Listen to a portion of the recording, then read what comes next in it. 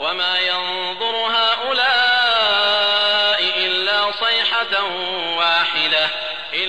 صيحة واحدة ما لها من فواق وقالوا ربنا عجل لنا قطنا قبل يوم الحساب اصبر على ما يقولون واذكر عبدنا داود ذا الأيد إنه أواب إنا سخرنا الجبال معه يسبحن بالعشي والإشراق والطير محشورة كل له أواب وشددنا ملكه وآتيناه الحكمة وفصل الخطاب وهل أتاك نبأ الخصم إذ تسوروا المحراب إذ دخلوا على داود ففزع منهم قالوا لا تخف خصمان بغى بعضنا على بعض فاحكم بيننا بالحق ولا تشطط واهدنا إلى سواء الصراط إن هذا أخي له 99 نعجة ولي نعجة واحدة فقال أكفلنيها وعزني في الخطاب قال لقد ظلمك بسؤال نعجتك إلى نعاجه وإن كثيرا من الخلطاء ليبغي بعضهم على بعض إلا الذين آمنوا وعملوا الصالحات وقليل ما هم وظن داود أنما فتناه فاستغفر ربه وخر راكعا وأناب فغفرنا له ذلك وإن له عندنا لزلفى وحسن مآب يا داود إنا جعلناك خليفة في الأرض فاحكم بين الناس بالحق ولا تتبع الهوى فيضلك عن سبيل الله إن الذين يضلون عن سبيل الله لهم عذاب شديد بما نسوا يوم الحساب. आता काय ते या गोष्टीची वाट पाहत आहेत की एका महाभयानक आवाजानं त्यांचा सर्वनाश व्हावा?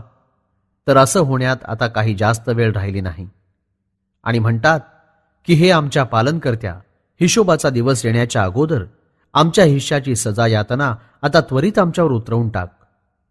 यांच्या बोलण्यावर तुम्ही संयम राखा आणि आमचे दास दाऊदचा अहवाल सांगा, जे हातानं मेहनतीचं काम करीत असत आणि आमच्याकडे मनापासून झुकलेले असत.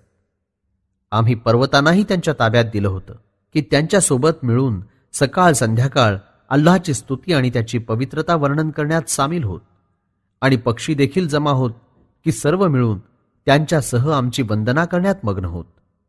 आणि आम्ही दाऊद यांना मजबूत साम्राज्य प्रदान केलं होतं आणि त्याबरोबर बुद्धिमानता आणि निर्णायक गोष्ट सादर करण्याचं सामर्थ्यही प्रदान केलं होतं.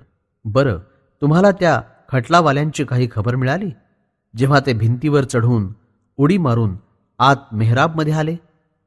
जेव्हा ते अचानक दाऊद जवळ येऊन पोहोचले, दाऊद घाबरले. तेव्हा ते म्हणाले, तुम्ही भिवू नका. आम्ही दोघांनी आपला एक तंटा आणला आहे. आम्ही दोघांनी एकमेकांवर अन्याय केल्याचा आरोप ठेवला आहे.